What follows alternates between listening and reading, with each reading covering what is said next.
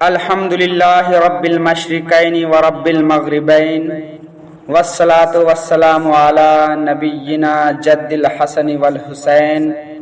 وعلی آلہ واصحابہ الذین فازوا فی الدارین اما بعد فاعوذ باللہ من الشیطان الرجیم بسم اللہ الرحمن الرحیم قد جاءکم من اللہ نور صدق اللہ المولانا العظیم وصدق رسولہ النبی الامین المتین المہین الکریم ونحن علی ذلک لمن الشاہدین والشاکرین والحمد للہ رب العالمین۔ آئیے ہم اور آپ سب سے پہلے آقا انعامدار مدینے کے تاجدار دونوں عالم کے مالک و مختار حضور احمد مجتبیٰ محمد مصطفیٰ روح فدا صلی اللہ تعالیٰ علیہ وسلم کی بارگاہ اقدس میں درود پاک کی ڈالیاں نشاور کرے پڑھیے بآواز بلند اللہم صلی علی سیدنا شفیعنا حبیبنا نبینا مولانا محمد بارک وسلم صلو علیہ صلاۃ وسلام علیک یا رسول اللہ صلی اللہ تعالیٰ علیہ وسلم۔ ایک بار نبی اور آل نبی کی بارگاہ میں درود پاک پڑھیے اللہم صلی علی سیدنا شفیعنا حبیبنا مولانا محمد بارک وسلم صلو علیہ صلاۃ وسلام علیک یا رسول اللہ صلی اللہ تعالیٰ علیہ وسلم۔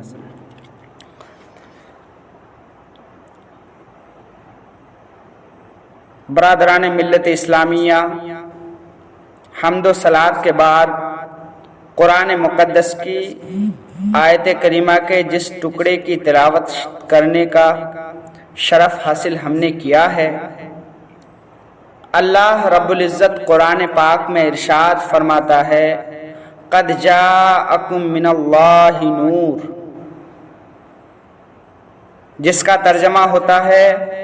کہ اللہ تعالی کی جانب سے تمہارے پاس نور آ گیا۔ اس آیت کریمہ میں ہمارے نبی صلی اللہ تعالی علیہ وسلم کو نور فرمایا گیا ہے، اور نور وہ ہے جو خود روشن و چمکدار ہو اور دوسروں کو بھی روشن و چمکدار بنائے۔ دیکھیے آفتاب نور ہے جو روشن و تابناک ہے، اور جس پر وہ اپنا عکس ڈالتا ہے اسے بھی روشن و تابناک بنا دیتا ہے، مگر وہ صرف ظاہر کو چمکاتا ہے۔ اور ہمارے آقا و مولا پیارے مصطفیٰ صلی اللہ تعالی علیہ وسلم ایسے نور ہے جو ظاہر و باطن دونوں کو چمکاتا ہے، جو ظاہر و باطن دونوں کو چمکاتے ہیں۔ تو جو لوگ اس نور سے چمکے وہ خوب چمکے، پھر ان میں جو نور کی گود میں کھیل کر بڑے ہوئے، یعنی نواسائے رسول سید الشہداء حضرت امام حسین رضی اللہ عنہ، تو وہ ایسے چمکے کہ اپنے غیروں کی آنکھیں بھی ان کی چمک سے چکا چوند ہے،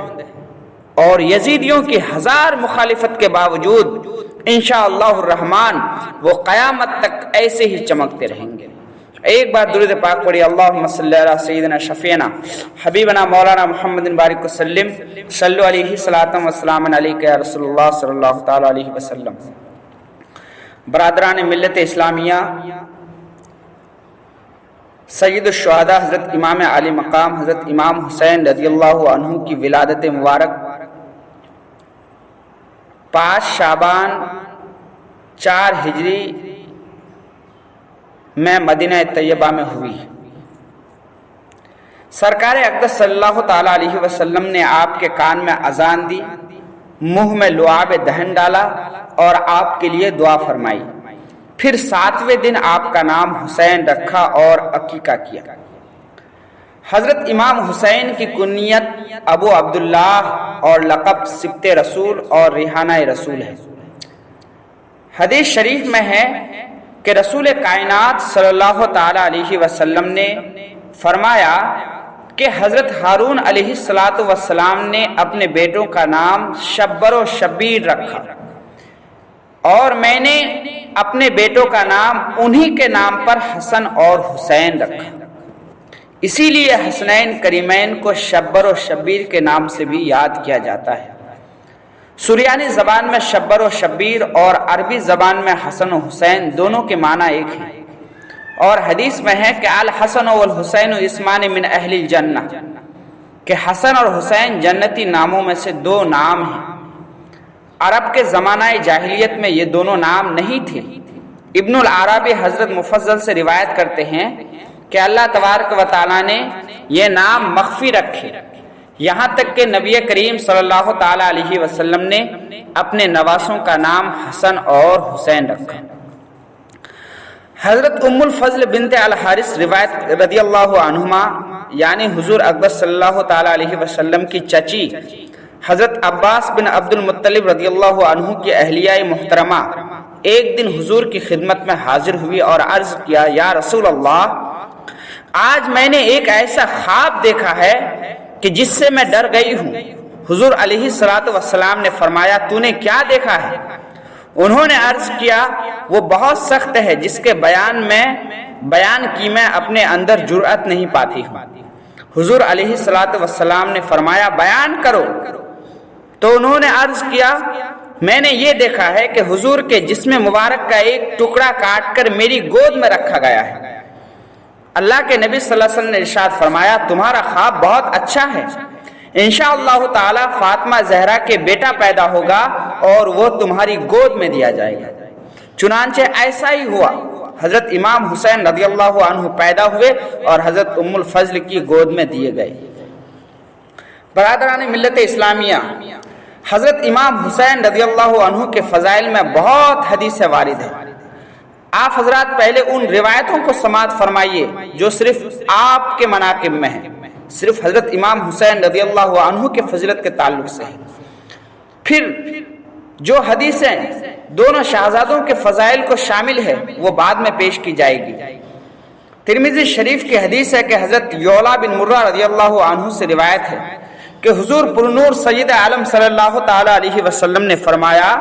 کہ حسین منی وانا من الحسین، کہ حسین مجھ سے ہیں اور میں حسین سے ہوں، یعنی حسین کو حضور علیہ الصلوۃ والسلام سے اور حضور علیہ الصلوۃ والسلام کو حسین سے انتہائی قرب ہے، گویا کہ دونوں ایک ہیں۔ تو حسین کا ذکر حضور کا ذکر ہے، حسین سے دوستی حضور سے دوستی ہے، حسین سے دشمنی حضور سے دشمنی ہے، اور حسین سے لڑائی کرنا حضور سے لڑائی کرنا ہے۔ برادران ملت اسلامیہ، اللہ کے نبی صلی اللہ تعالی علیہ وسلم ارشاد فرماتے ہیں کہ احب اللہ من احب حسینا،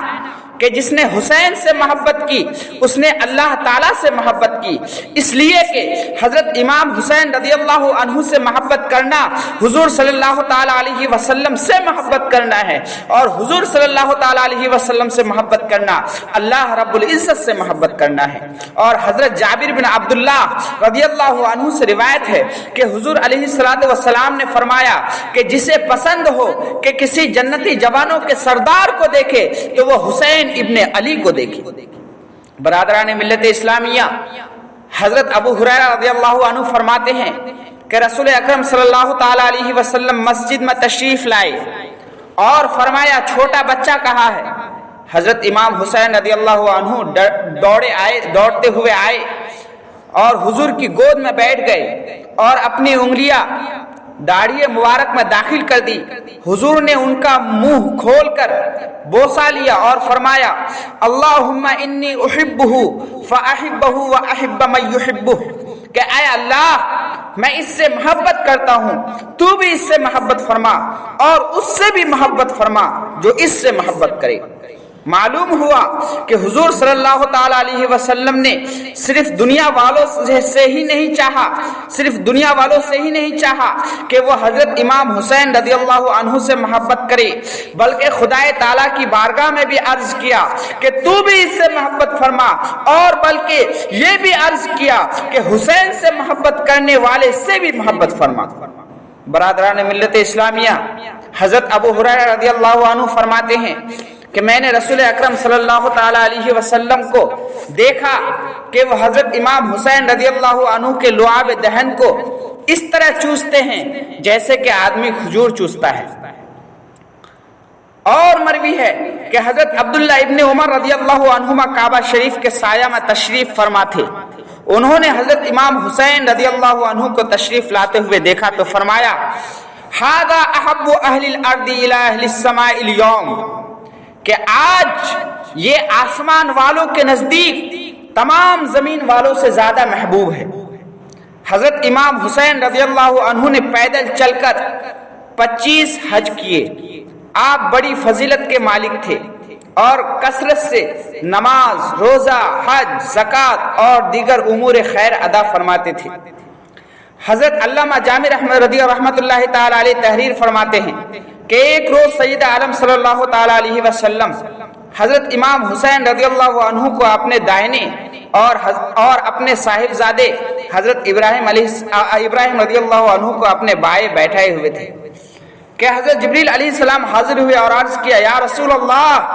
خدا تعالیٰ ان دونوں کو آپ کے پاس جمع نہ رہنے دے گا، ان میں سے ایک کو واپس بلا لے گا. اب ان دونوں میں سے جسے آپ چاہیں پسند فرما لے. برادران ملت اسلامیہ، حضور علیہ الصلوۃ والسلام نے فرمایا کہ اگر حسین رخصت ہو جائیں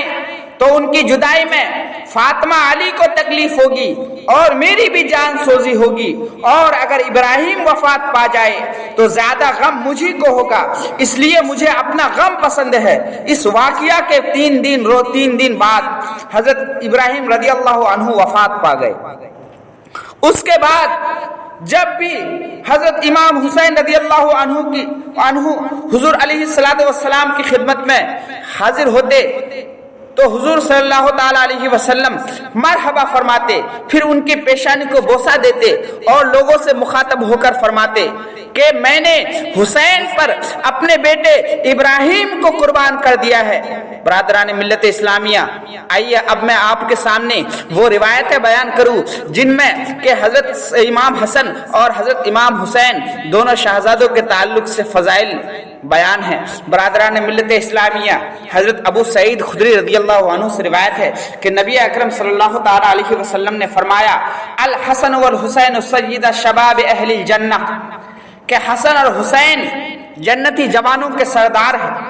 اور حضرت ابن عمر رضی اللہ عنہما سے روایت ہے کہ رسول کریم صلی اللہ تعالی علیہ وسلم نے فرمایا ان الحسن والحسین ہما ریحانی من الدنیا، کہ حسن اور حسین دنیا کے میرے 2 پھول ہیں.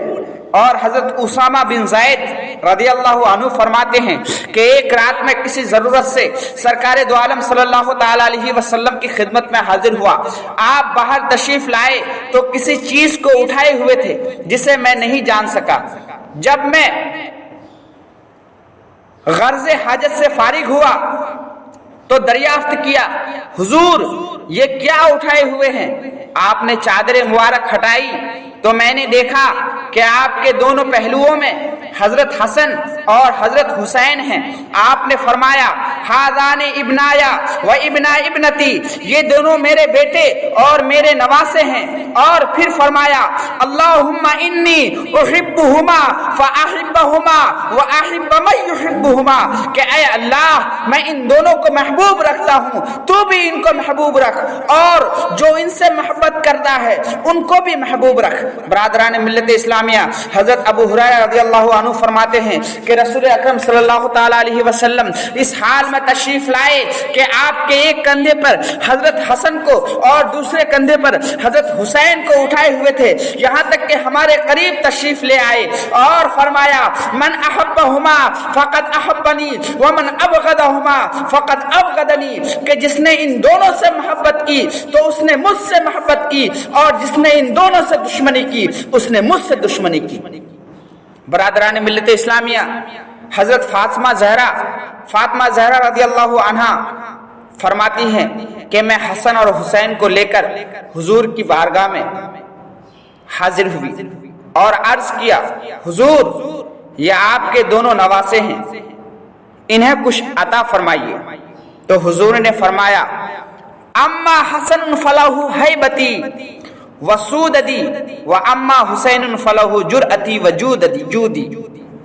کہ حسن کے لیے میری حیات و سیادت ہے اور حسین کے لیے میری جرأت و سخاوت ہے. اور حضرت جعفر صادق بن محمد رضی اللہ عنہما سے روایت ہے کہ سرکار دو عالم صلی اللہ تعالی علیہ وسلم کے سامنے حضرت حسن اور حضرت حسین رضی اللہ عنہما کم سنی کے زمانے میں ایک دوسرے سے کشتی لڑ رہے تھے۔ حضور صلی اللہ علیہ وسلم کے سامنے حضرت حسن اور حضرت حسین کم عمری کے زمانے میں کشتی لڑ رہے تھے اور حضور بیٹھے ہوئے یہ کشتی ملاحظہ فرما رہے تھے۔ حضرت حسن سے حضور نے فرمایا کہ حسین کو پکڑ لو۔ حضرت فاطمہ زہرا رضی اللہ عنہا نے جب یہ سنا تو انہیں تعجب ہوا اور عرض کیا، ابا جان آپ بڑے سے فرما رہے ہیں کہ چھوٹے کو پکڑ لو؟ حضور صلی اللہ علیہ وسلم نے فرمایا، دوسری طرف جبریل حسین سے کہہ رہے ہیں کہ حسن کو پکڑ لو۔ یزیدی آنکھ کھول کر دیکھ لے کہ حضرات حسنین کریمین رضی اللہ عنہما کا وہ مقام ہے کہ حضرت جبریل علیہ السلام آ کر ان کے درمیان کشتی لڑا رہے ہیں۔ اور حضرت علامہ نصفی رحمت اللہ تعالی علیہ تحریر فرماتے ہیں کہ حسنین کریمین نے 2 تختیاں لکھی، ہر ایک نے کہا کہ ہماری تختی اچھی ہے، تو فیصلے کے لیے اپنے باپ حضرت علی کرمہ اللہ وجہہ الکریم کے پاس لے گئے۔ آپ بڑے بڑے حیرت انگیز فیصلے فرمائے ہیں، مگر یہ فیصلہ نہ فرما سکے، اس لیے کہ کسی صاحب زادے کی دل شکنی منظور نہ تھی۔ فرمایا کہ اپنی ماں کے پاس جاؤ۔ وہ دونوں شہزادے حضرت فاطمہ زہرا رضی اللہ عنہا کی خدمت میں حاضر ہوئے اور کہا، اماں جان آپ فیصلہ فرما دے کہ ہم میں سے کس نے اچھا لکھا ہے۔ آپ نے فرمایا کہ میں یہ فیصلہ نہیں کر سکوں گا، اس معاملہ کو تم اپنے نانا جان کے پاس لے جاؤ۔ شہزادے حضور اقدس صلی اللہ تعالی علیہ وسلم کی خدمت میں آ گئے اور عرض کیا، نانا جان آپ فیصلہ فرما دے کہ ہم میں سے کس کی تحریر اچھی ہے۔ ساری دنیا کا فیصلہ کرنے والے، ساری دنیا کا فیصلہ فرمانے والے حضور صلی اللہ تعالی علیہ وسلم نے سوچا کہ اگر حسن کی تحریر کو اچھی کہوں تو حسین کو ملال ہوگا، اور حسین کی تحریر کو اچھی کہوں تو حسن کو ملال ہوگا، اور کسی کا رنجیدہ ہونا انہیں گوارا نہیں تھا، اس لیے آپ نے فرمایا کہ اس کا فیصلہ جبریل کریں گے۔ حضرت جبریل علیہ السلام بحکم رب جلیل نازل ہوئے اور عرض کیا، یا رسول اللہ اس کا فیصلہ خداوند قدوس فرمائے گا، میں اس کے حکم سے ایک سیب لایا ہوں۔ اس نے فرمایا کہ میں اس جنتی سیب کو تختیوں پر گراؤں، جس تختی پر یہ سیب گرے گا فیصلہ ہو جائے گا کہ اس کی تحریر اچھی ہے۔ اب دونوں تختیاں اکٹھا رکھی گئی اور حضرت جبریل علیہ السلام نے اوپر سے ان تختیوں پر سیب گرایا۔ اللہ رب العزت کے حکم سے راستے ہی میں سیب کٹ کر آدھا ایک تختی پر اور دوسرا آدھا دوسری تختی پر گرا۔ اس طرح احکم الحاکمین جل جلالہ نے فیصلہ فرما دیا کہ دونوں شہزادوں کی تحریریں اچھی ہے، اور کسی ایک کی تحریر کو اچھی قرار دے کر دوسرے کی دل شکنی گوارا نہ فرمایا۔ خداوند قدوس کی بارگاہ میں حسنین کریمین رضی اللہ عنہما کا یہ مقام ہے، مگر افسوس کہ مخالفین کو ان کی عظمت اور رفعت